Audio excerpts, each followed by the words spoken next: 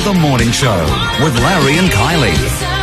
Don't go out and blame Dragon top. Unless you're in Cuba in April. That's right. There are reports this morning that some emergency services believe the phone number 000 should be replaced with the international code. That's 112, especially for mobile phones. Some first aid and life-saving courses already teach students to use the 112 number. So is it time to change the emergency number? Let's bring in Tuesday's jury, Sammy Lucas from Triple M and Adam Spetson from ABC 702. Sammy, 000 has been the emergency number for a long time. We've all got it on the top of our heads.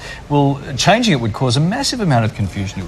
Yeah, but if it saves lives, isn't it a no-brainer? I mean, the most disturbing thing out of this story is that only 40% of all calls going to 000 at the moment are legit.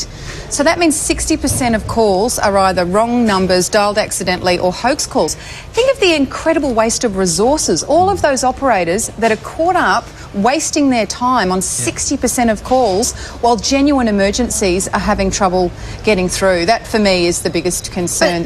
How does changing the number, though, going to affect that?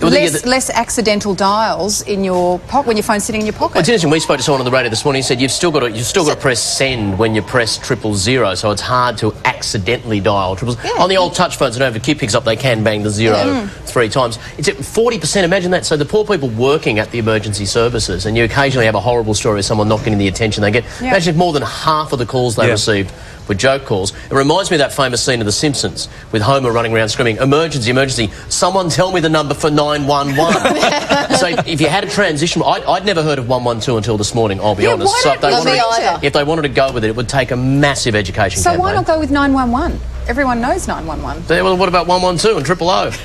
Okay, moving on. Random number. Christy Fraser-Kirk's high-profile claim against former DJ's boss Mark McGuinness has finally come to a close. The former publicist received an $850,000 settlement, but legal experts have warned the massive publicity surrounding the case may prevent other victims from coming forward. Sammy, do you agree?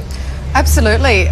People, regardless of what you think about this case, regardless of what the perceived monetary value of the payout should or should not be, this girl has taken a lot of guts to come forward and do what she's done. There has been harassment in the workplace, and if that's brought attention to the cause, I think that's a good thing. I think the reason more